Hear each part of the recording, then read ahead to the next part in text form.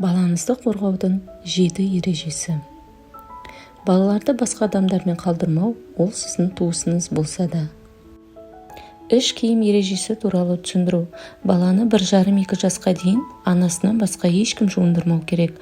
Анасы жуындырар кезінде өзі де баладан рұқсат сұрау керек.